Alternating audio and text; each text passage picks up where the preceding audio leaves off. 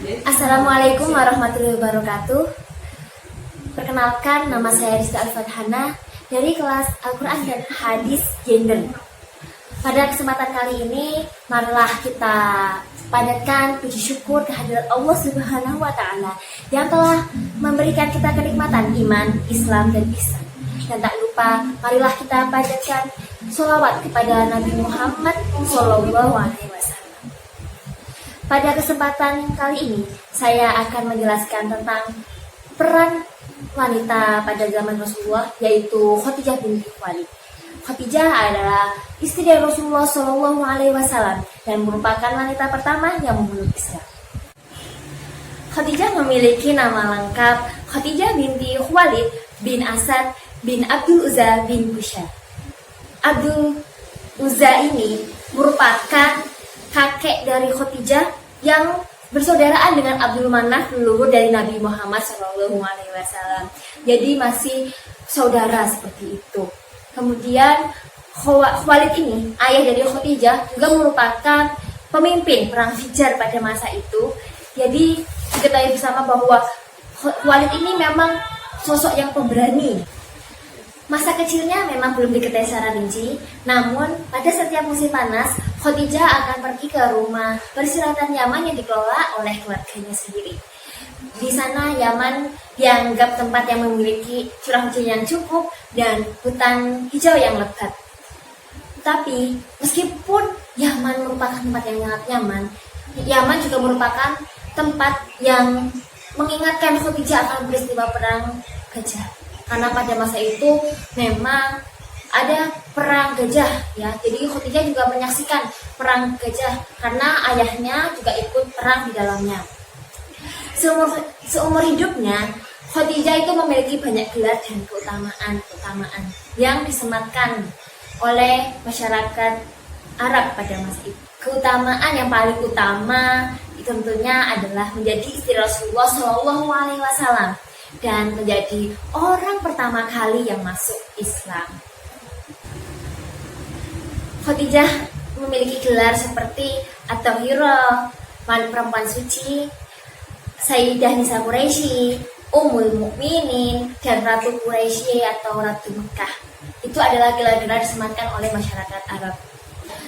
Khadijah memiliki gelar At-Tahirah atau perempuan suci dikarenakan meskipun Khadijah itu hidup dalam kemewahan dan banyak peluang-peluang Khadijah itu bisa berfoya-foya dan melakukan banyak maksiat itu, meskipun banyak peluang seperti itu, tapi Khadijah tidak pernah melakukannya sama sekali.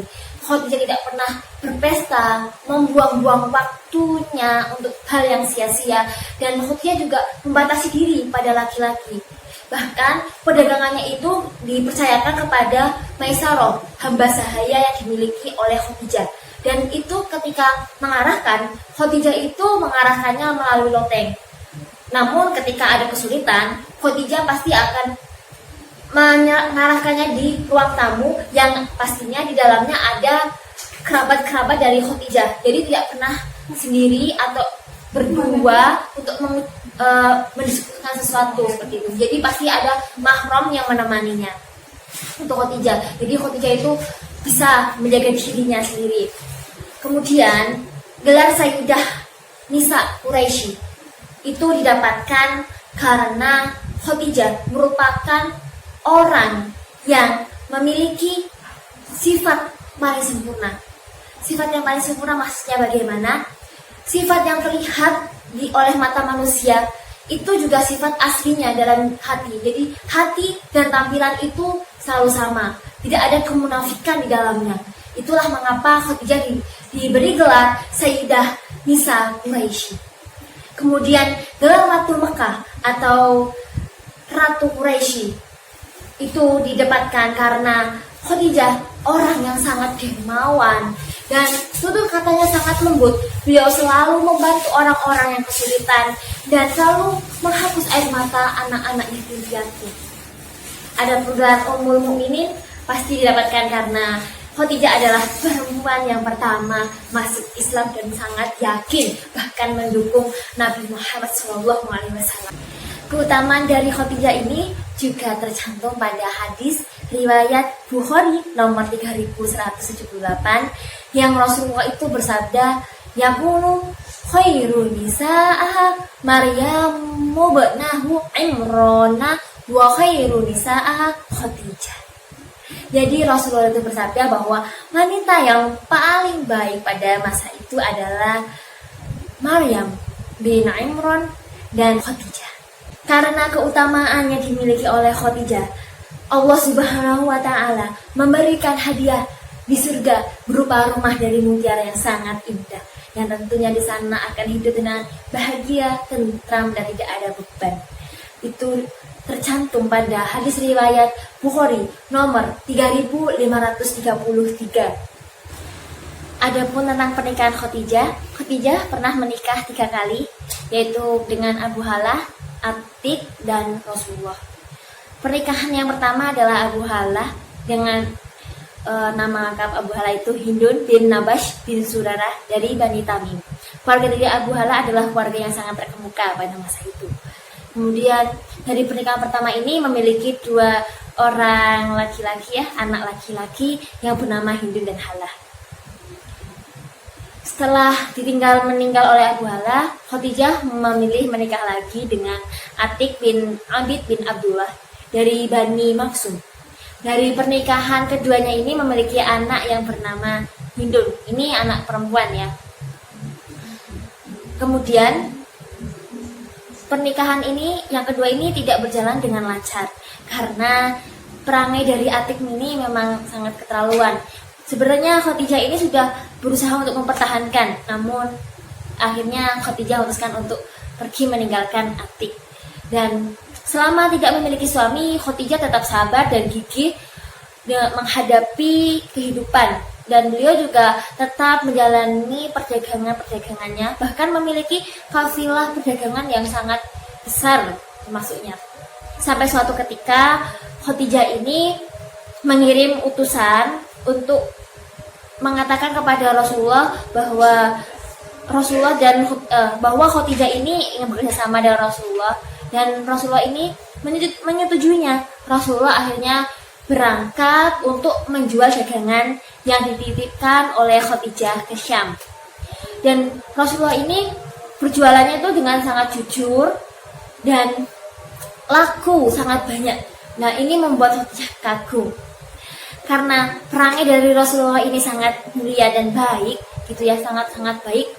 Makanya Khadijah ini mengirim kembali utusannya untuk mengatakan bahwa Khadijah ini tertarik kepada Rasulullah. Kemudian akhirnya singkat cerita Rasulullah dan Khadijah ini menikah. Setelah Rasulullah dan Khadijah menikah, Khadijah itu dengan yakin bahwa Rasulullah adalah utusan yang benar, dan Khadijah ini sangat mantap untuk masuk Islam. Jadi menjadi orang pertama kali masuk Islam. Khadijah juga tidak pernah meragukan Rasulullah dan selalu mendukung apapun yang dilakukan Rasulullah dengan sabar dan wajah yang sangat selalu ceria, dan menjadi tempat keluh kesah Rasulullah. Bahkan pernah juga diceritakan dalam hadis Bukhari nomor 3 yang disitu tuh Rasulullah itu menerima wahyu pertama kali di Gua Hiro, dan kemudian itu merasa tidak enak badan. Nah, di saat itu Rasulullah ini meminta untuk diselimuti oleh Khadijah. Khadijah pun membawa Rasulullah untuk bertemu dengan saudaranya Waraqah untuk menanyakan apa yang terjadi. Dan Rasulullah mendengarkan dengan sama apa yang dikatakan oleh Waraqah. Kemudian ini terjadilah dakwah secara sembunyi-sembunyi, dan kemudian setelah beberapa tahun lamanya dakwah secara terang-terangan. Di sini juga ketika dakwah, Khadijah ini mengeluarkan semua hartanya dan meninggalkan kerabat-kerabatnya hanya untuk keberlangsungan dakwah Rasulullah itu sendiri. Dan Khadijah ini selama menjadi istri Rasulullah, kehidupan pernikahannya itu penuh dengan kecintaan dan harmonis. Tidak ada perdebatan yang menimbulkan rasa benci atau perselisihan, permusuhan seperti itu. Nah, meskipun sudah berusia 60 tahun Khadijah saat ada dakwah Rasulullah itu, Khadijah tetap semangat menghadapi kaum Quraisy yang musyrik gitu, dan tidak pernah mengeluh rasa sedih atau bingung. Hingga pada umur 65 tahun Khadijah itu wafat meninggalkan Rasulullah. Dan meninggalnya Khadijah ini adalah musibah yang besar dan sangat berat bagi Nabi Muhammad SAW. Karena kita ketahui sendiri bahwa Rasul ini sangat mencintai Khadijah, dan Khadijah kan selalu bersama dengan Rasulullah dan kemudian ditinggalkan, dan ini sangat berat. Khadijah meninggal sekitar tahun ke-3 Hijriah di Mekah, yang dimakamkan di Hujun, gunung dataran tinggi Mekah. Perempuan yang berperan pada masa Nabi berikutnya adalah Aisyah. Aisyah adalah putri dari Abu Bakar As-Siddiq, sahabat Rasulullah SAW. Beliau dilahirkan pada bulan Syawal tahun ke-9 sebelum Hijriah, bertepatan pada bulan Juli tahun 614 Masehi, yaitu tahun ke-5 dari kenabian Rasulullah SAW. Dan ibunya ini bernama Bani Tayyim, yang berasal dari suku Quraisy juga, keluarga besar suku Quraisy yang suka menolong, dermawan, dan terkenal berani seperti itu, lembut, sabar pastinya. Dan tidak salah juga bahwa Aisyah ini dipandang sebagai perempuan yang berwibawa, apalagi melihat keluarganya juga, dan Aisyah ini sangat terhormat juga pada masa itu. Aisyah juga merupakan perempuan yang sangat jenius. Dari kecil itu sudah kelihatan kejeniusannya. Ia bisa mengingat dengan baik apa saja yang pernah dialami, didengar. Aisyah ini perannya dalam Islam itu juga besar, seperti meriwayatkan hadis, terus pelajaran tentang tafsir, asbab an-nuzul, fikih, ilmu faraid, dan juga ilmu kedokteran. Pokoknya itu banyak juga, karena cerdasnya itu. Jadi Allah itu memberikan kenikmatan kecerdasan kepada Aisyah gitu. Aisyah ini merupakan istri kelima dari Rasul SAW. Jadi Aisyah ini dinikahi setelah 3 tahun meninggalnya Khadijah, ya, istri Rasul. Dan Aisyah ini waktu itu masih berumur 6 tahun. Pernikahan Aisyah dan Rasulullah ini berjalan dengan baik dan harmonis, dan jauh dari keduniaan, sifat duniawi itu jauh.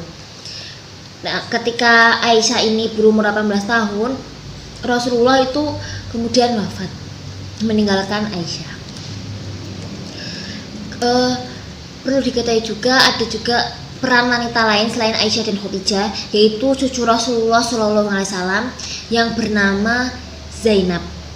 Zainab ini merupakan putri dari Fatimah Az-Zahra dan Ali bin Abi Thalib.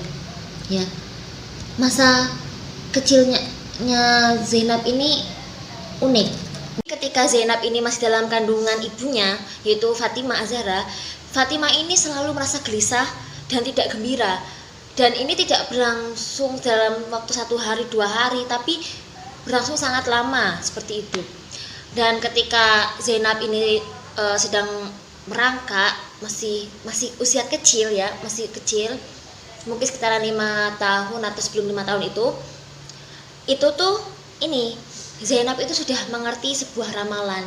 Jadi ramalan-ramalan yang dia lihat itu pasti menjadi kenyataan seperti itu. Pernah juga suatu ketika Zainab sedang membaca Al-Quran bersama Ali bin Abi Thalib, lalu Zainab tiba-tiba berhenti, terdiam karena melihat ramalan kesedihan gitu.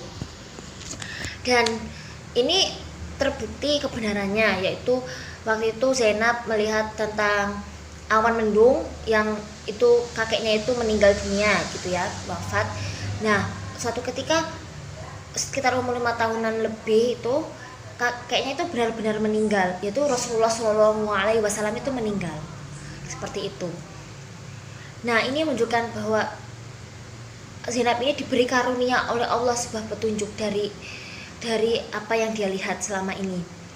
Oh iya, perlu diketahui juga bahwa Zainab ini juga waktu masih merangkak itu dididik langsung oleh kakeknya, yaitu Rasulullah Shallallahu Alaihi Wasallam dan ayahnya Ali bin Abi Thalib. Jadi udah pasti Zainab ini memiliki wawasan yang sangat luas. Ketika Zainab sudah mulai dewasa, Zainab juga